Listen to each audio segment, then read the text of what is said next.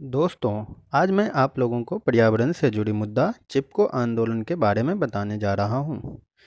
चिपको आंदोलन के बारे में तो आपने बचपन से ही सुना होगा और इससे जुड़े प्रसिद्ध व्यक्तित्व सुंदरलाल बहुगुणा के बारे में भी आप लोग जानते होंगे। पर क्या आप लोगों ने कभी गौरा देवी के बारे में सुना है? यह वह नाम है जिसे हम आपने भुला दिया, पर चिपको आंदोलन उत्तराखंड में इन्हीं की वजह से सफल रहा था। चलिए हम आज जानते हैं गौड़ा देवी के बारे में और इससे जुड़ी जानकारी। साथ ही हम जानेंगे चिपको आंदोलन की कुछ प्रमुख बातें। नीति घाटी के जनजातीय परिवार में 1925 में गौड़ा देवी का जन्म हुआ था। वे कभी स्कूल नहीं गई। उन्होंने अपने परिवार के ऊन बनाने के काम को सीखा और छोटी उम्र में ही उनकी शादी हो गई। फिर 22 साल की उम्र में वो विधवा हो गई, लेकिन वह समुदाय और पंचायत के कामों में हमेशा रुचि लेती रही। 1964 में चंडी प्रसाद भट्ट ने जब पहली बार वनों की कटाई के खिलाफ आंदोलन शुरू किया तो वह इससे जुड़ गई। पर्यावरण को लेकर जागरूकता काफी बढ़ गई है। G20 जिसकी अध्यक्षता भारत कर रहा है, इसमें भी पर्यावरण संरक्षण एक अहम मुद्दा है। वनों में पेड़ों का कटान आसान नहीं है आज। लेकिन इस स्थिति को पाने में उत्तराखंड के चिपको आंदोलन की एक बहुत बड़ी भूमिका है। यह आंदोलन उस समय इतना सफल रहा कि बाद में दुनिया के तमाम देशों में पर्यावरण आंदोलनकारियों ने यह तरीका अपनाया। 26 मार्च 1974 की शाम को हल्का अंधेरा हो चुका था।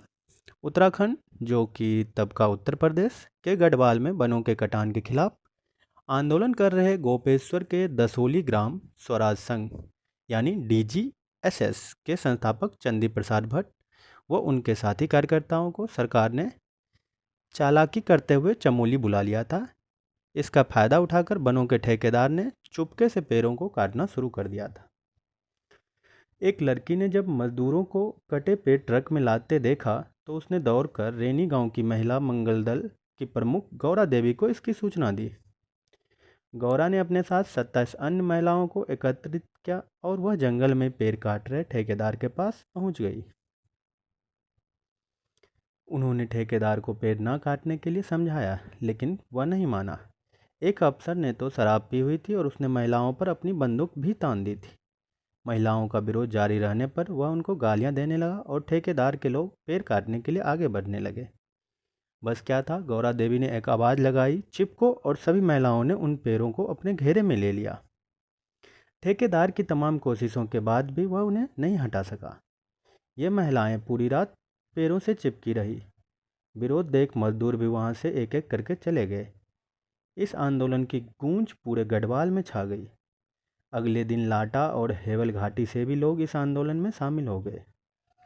देखते देखते फाटा और अन्य स्थानों पर भी वन कटान के खिलाफ चिपको आंदोलन शुरू हो गया।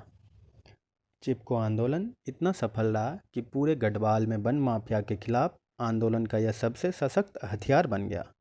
इस आंदोलन की गूंज उत्तर प्रदेश की राजधानी लखनऊ तक पहुंच गई। तत्कालीन मुख्यमंत्री हेमवती नंदन बहुगुणा ने तुरंत ही एक कमेटी को बनाकर पूरे मामले की जांच के आदेश दे दिए। कमेटी ने अपनी रिपोर्ट में गांव के लोगों को सही करार दिया। इतिहासकारों के मुताबिक इस आंदोलन के लिए चिप को सबसे पहले चंडी प्रसाद भट्ट ने दिया था। प्रसिद्ध पर्यावरणविद सुंदरलाल बहुगुणा भी चिपको आंदोलन के प्रणेताओं में शामिल हैं। उनकी पत्नी भी इस आंदोलन से जुड़ी रही। इतिहासकार रामचंद्र गुहा के मुताबिक 1970 से 80 के दशक में प्राकृतिक संसाधनों को लेकर हुए संघर्षों में चिपको आंदोलन की प्रतिनिधि भूमिका रही। यह आंदोलन मुख्यतया वन, उपज, नदी और बड़े बांधों के विरोध से जुड़े थे। शहरी और औद्योगिक विकास के दबाव ने स्थानीय लोगों को उनके जीवन यापन के संसाधनों से भी दूर कर दिया था। चिपको आंदोलन ने हिमालय क्षेत्र में बड़े पर्यावरण बचाओ आंदोलन को हवा दे दी। आने वाले दशकों में इसी आंदोलन की वजह से वनों की रक्षा और पर्यावरण के मसलों पर गंभीरता से विचार शुरू हुआ। वनों की रक्षा के लिए नए कानून बनाए गए और इस पर अध्ययन के लिए काम शुरू हुआ। इसने नई पीढ़ी को भी पर्यावरण के प्रति जागरूक बनाया। प्रसिद्ध पर्यावरणविद वंदना शिवा आज कहती हैं कि चिपको आंदोलन ने ही हमें सबसे पर्यावरण विभाग और उसके बाद पर्यावरण मंत्रालय दिया। इसकी वजह से ही हम पर्यावरण संरक्षण और वन संरक्षण कानून मिले। चिपको आंदोलन से संबंधित एक घोष वाक्य जो बहुत ही प्रसिद्ध है, क्या है जंगल के उपकार? मिट्टी, पानी और बयार। मिट्टी, पानी और बयार जिंदा रहने के आधार। सन 1987 में इस आंदोलन को सम्यक जीविका पुरस्कार से सम्मानित किया गया था।